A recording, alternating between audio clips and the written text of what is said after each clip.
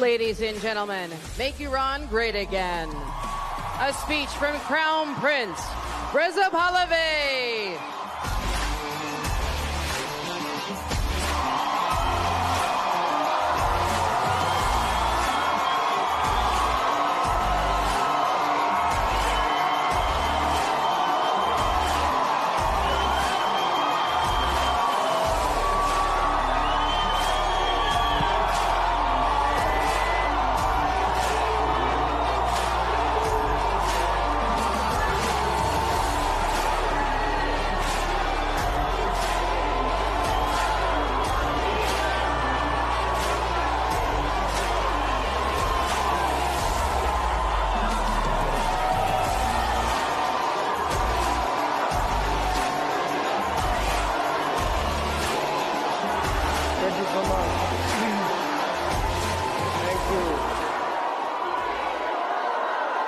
Thank you so much.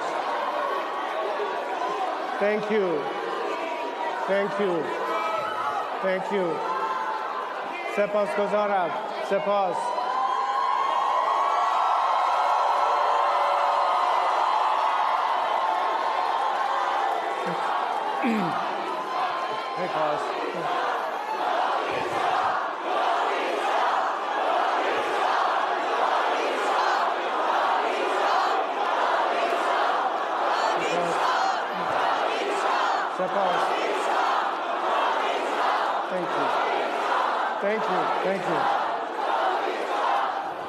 Thank you so much. Thank you. Ladies and gentlemen, good morning. I had to overcome the flu the last couple of days, but I had to be here to be a voice of millions of my fellow Iranians. So I apologize in advance for my voice.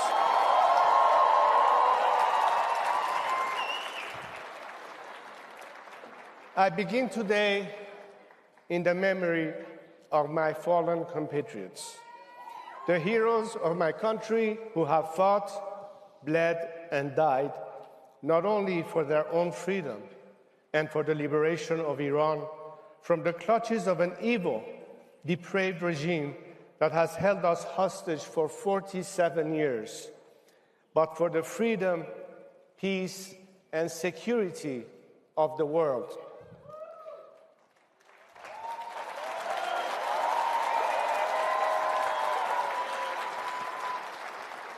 When I speak of these heroes as they come off the streets from protests or as they prepare for the final battle, they often ask me, tell the world we are not just fighting for ourselves, we are fighting for them too.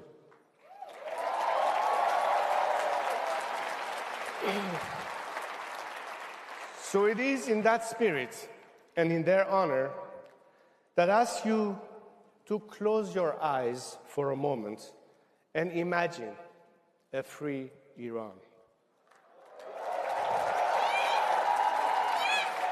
No more nuclear threats, no more terrorism, no more hostage-taking, no more closing of the Strait of Hormuz, no more blackmailing of the global community. Imagine an Iran that instead of exporting terrorism is promoting freedom. Freedom to its people, stability to its neighbors, national security and economic opportunity for the United States and the free world.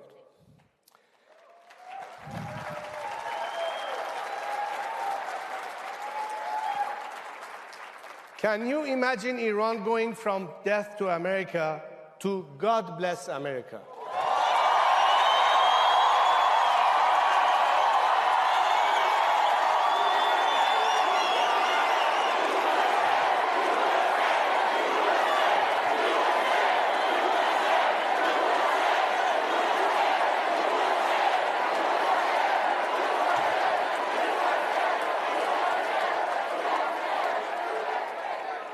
Well, I too can, because I have seen the true soul of my people.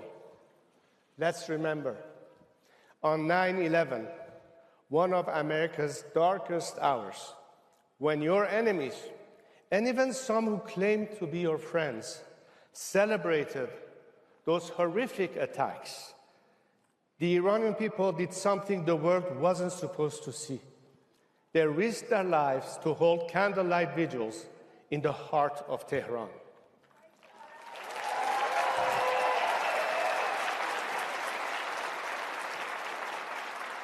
They didn't do it for a camera. They did it for a friend in pain. That is the true face of Iran. Unlike the regime that worships death and destruction, the Iranian people celebrate life and liberty. That's why I can imagine an Iran that exports engineers instead of extremists, startups instead of suicide bombers, energy instead of hatred. I can imagine a Middle East where Iran is no longer a source of chaos, but an anchor of stability.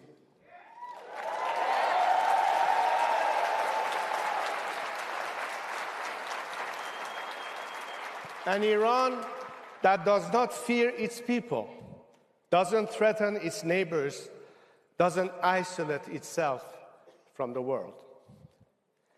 Imagining this is not difficult, because this is exactly what Iran once was and what it can be again.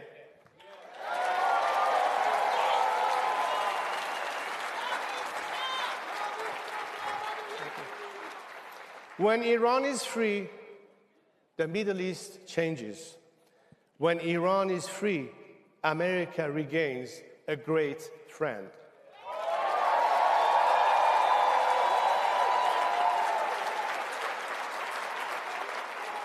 A free Iran represents the single largest untapped economic opportunity of the 21st century.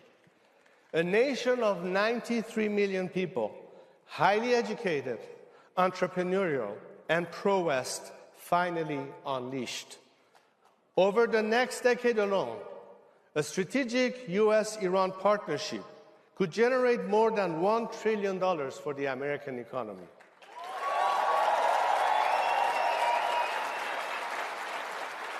Imagine a new Middle East where Iran is a friend of Israel, where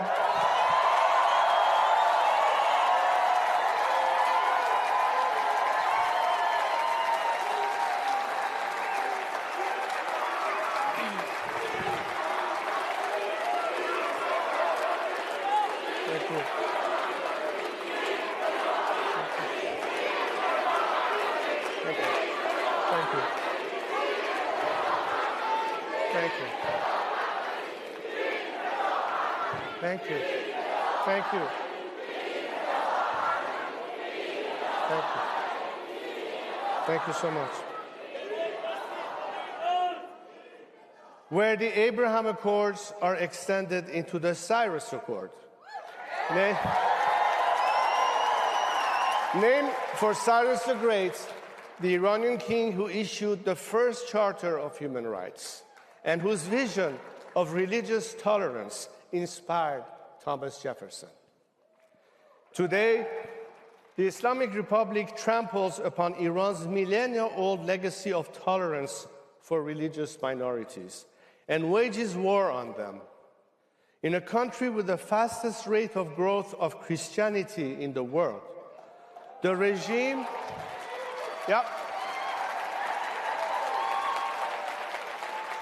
the regime and its IRGC storm into and ransack underground house churches, detain and torture pastors, and persecute and execute evangelists and Christian converts. This is the Islamic Republic, not the true Iran, not the vision we have for the future. Under this vision, Iran, the United States, Israel, and our Arab neighbors are bound together in peace and prosperity rather than conflict and terror.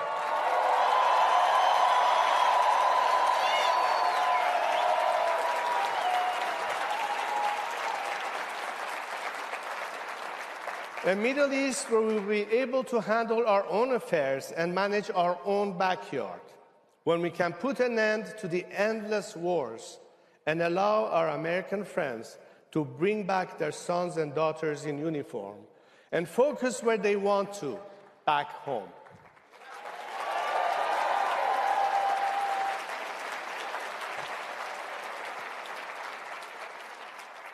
A free Iran is not a fantasy. A free Iran is within reach right now. But as we all know, freedom never comes free. My compatriots have shown this. They are not asking for a handout, and they do not expect their freedom to be handed to them on a silver platter. The Iranian people have already paid an unimaginable price for their liberty. In January of this year, I called on my compatriots to go out and protest against a regime that has oppressed them for 47 years. Millions of them responded, igniting the largest wave of protests in Iran's modern history, sweeping every single one of our 31 provinces. On January 8th at 8 o'clock, they took their lives in their own hands and took to the streets to fight against the occupying regime. At that exact moment, Khamenei, Larijani, Ghalibaf, and the rest of their mafia shut off the internet.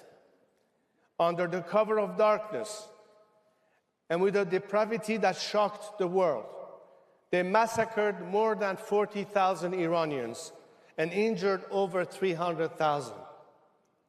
They did not stop their terror on the streets. Wounded protesters were hunted down in hospital beds and shot in cold blood. Men and women were raped in secret prisons. Even nurses, ambulance medics, and doctors who dared to help protesters were tortured, raped, and killed. Families were forced to search through thousands of unmarked body bags, and the regime even charged grieving parents for the bullets used to kill their own children. To this day, mothers still search for their sons, and daughters still ask where their fathers will come home. To this day, 29 days to be exact, Iranians have been cut off from the world with almost no access to the internet. Fearful of my courageous compatriots, Khamenei Jr. and his cabal of criminals have dragged Iran from the 21st century to the dark ages. They are afraid that when they do, the world will again see the defiant will of a nation united and determined to topple it. Life can never go back to normal. There is a sea of blood between the people and the regime. After all the massacres, after all they have sacrificed, they will never agree to swap one tyrant for another.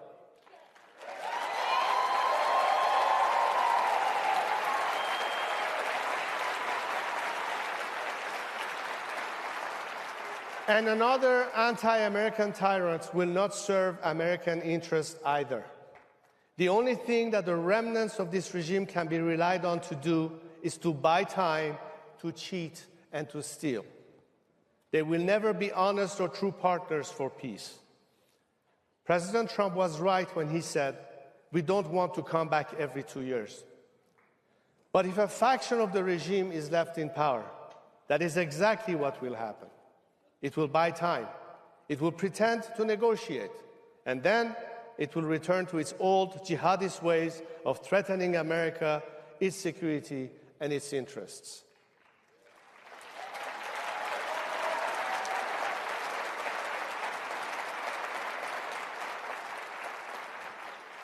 They might promise a short period of artificial calm, but it would inevitably be followed by the same terrorism, the same nuclear blackmail, and the same cries of death to America. Because the truth is simple. The Islamic Republic cannot reform itself.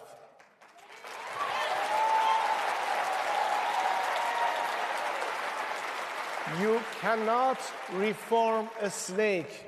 Venom is in its DNA.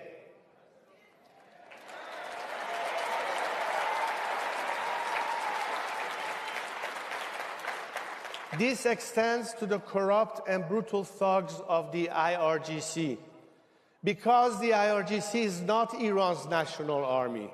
Indeed, it does not even have the word Iran in its name. It is the Islamic Revolutionary Guard Corps. It serves its own poisonous ideology of terror and not Iran's national interests. So it can certainly never be a partner to serve America's interests.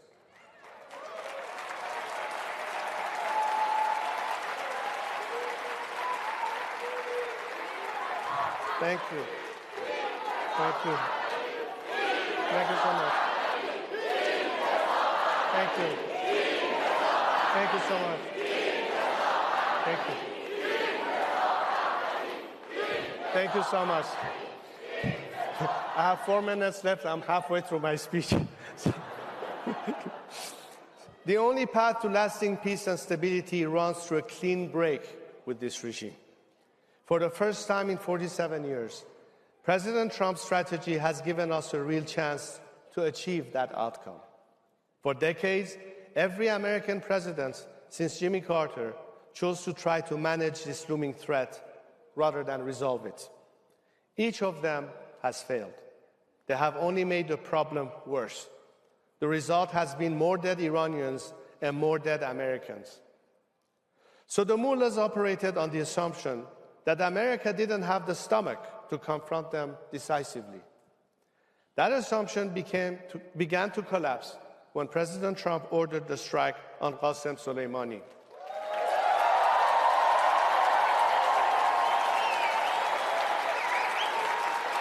And once the meet...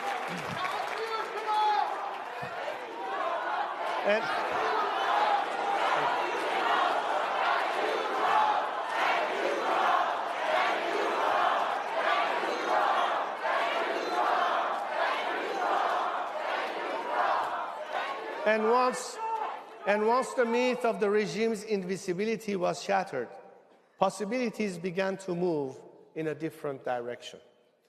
Operation Midnight Hammer and Epic Fury have done something extraordinary. The killing of Khamenei and many of his henchmen, the destruction of more than 80% of the regime's ballistic missile arsenal, and the obliteration of the nuclear sites have leveled the playing field. This did not happen by accident. It happened because of President Trump's resolve and the courage of American troops.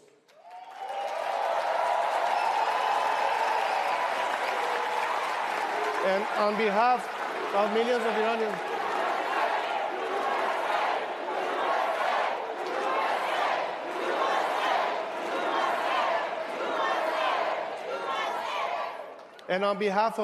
Iranians, we thank them.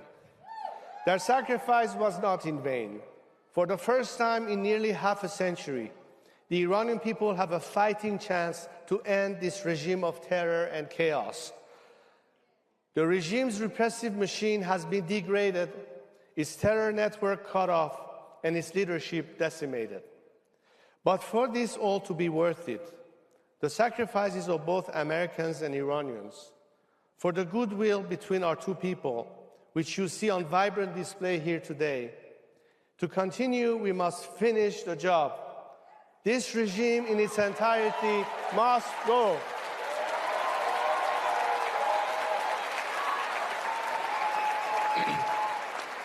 If we do not finish the job and leave a rump of the regime in place, the threat posed by this Islamic Republic will not be solved. It will only be made worse. Those who have spent 47 years sowing chaos cannot be trusted to bring about stability. Terrorists cannot be trusted to bring peace. If they are left in place, they will bring only more of the instability, chaos, and destruction they have brought for 47 years. They are not pragmatists. They are thugs. They are not deal makers. They are agents of chaos. But the other path, the path which finishes the job once and for all, will leave a legacy of peace and prosperity that historians and scriptwriters could only dream of. That legacy will belong to the heroic people of Iran and to the only president of the United States who had the courage and the character to see this mission through.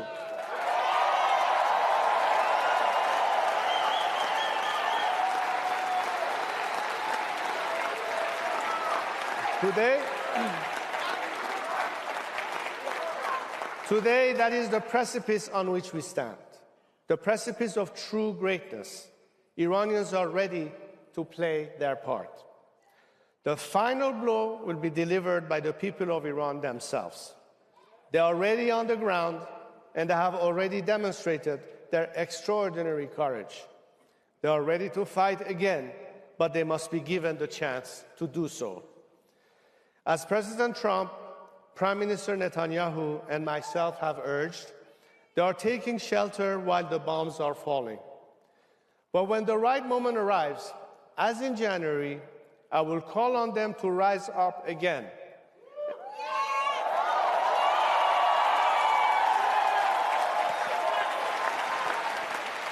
And when they do, I have no doubt they will put an end to the dark chapter of the Islamic Republic once and for all, and reclaim their homeland, their dignity, and their future.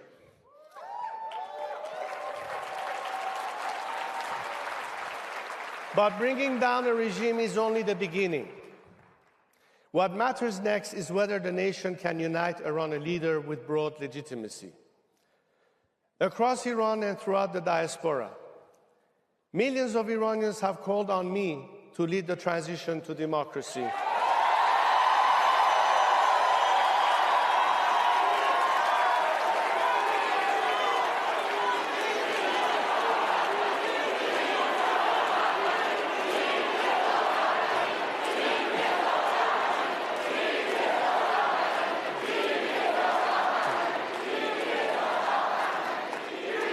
Thank you.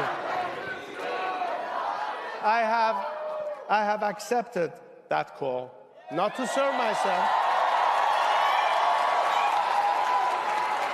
I have accepted that call not to serve myself, but to serve my nation and my people. In recent years, I have unified a broad coalition of dissidents, Republicans and monarchists, left and right, men and women of all ages, religions, and ethnicities. Even people who were former political opponents have joined the movement to free Iran under my leadership. Equally important, Iran's armed forces and bureaucracy will follow me. Thousands of the regime's military officials, some very senior, have signed their readiness to join me through a digital defection platform my team established several months ago. Many of these officials have refused to obey the orders to kill civilians during the January uprising. That's why the IRGC had to import thugs from Afghanistan, Iraq, and Lebanon to do the dirty work.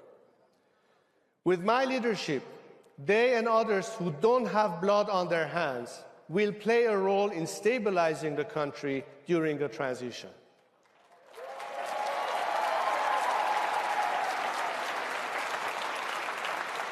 Iran is not Iraq. We will not repeat the catastrophic mistake of de-Baathification. There will be no dissolution of bureaucratic institutions, no power vacuum, no chaos.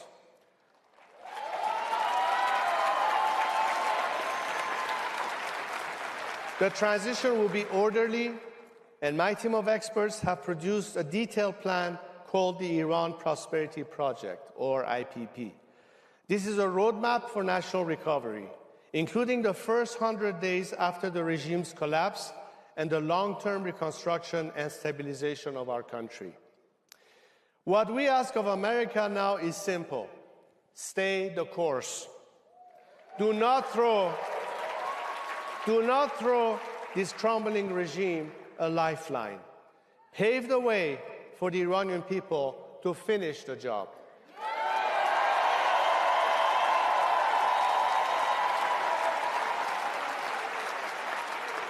Because freedom is not an American story alone. It is the story of all people who refuse to live on their knees It is the story America wrote in 1776. And today, it is the story the Iranian people are writing with their courage and sacrifice. We prefer to die standing than to live kneeling.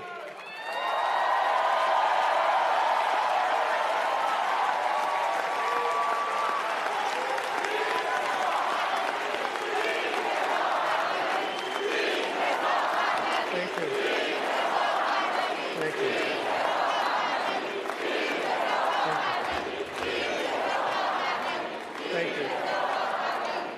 So, 2026 marks the 250th birthday of the United States. It is my hope and my belief that history will also remember 2026 as the year of Iran's rebirth.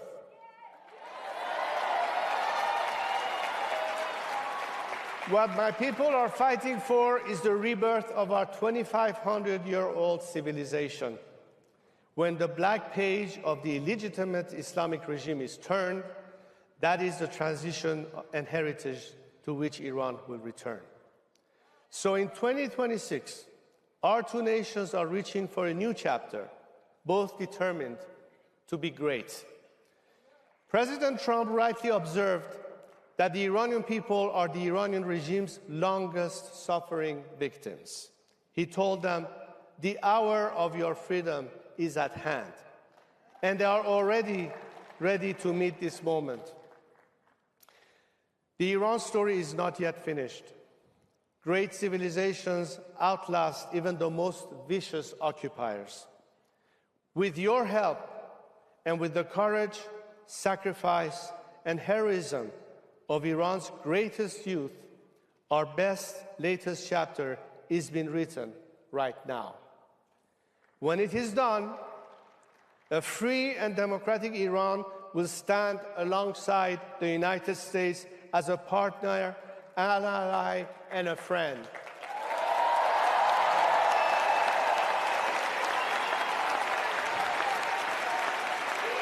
Thank you.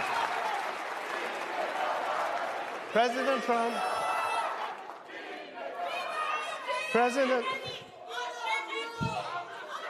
thank you. President Trump is making America great again. I intend to make Iran great again.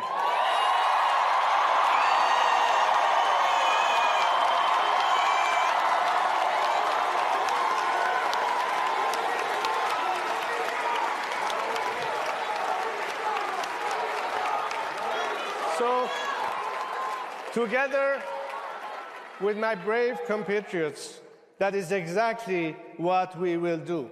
Thank you. God bless America and lovely Iran.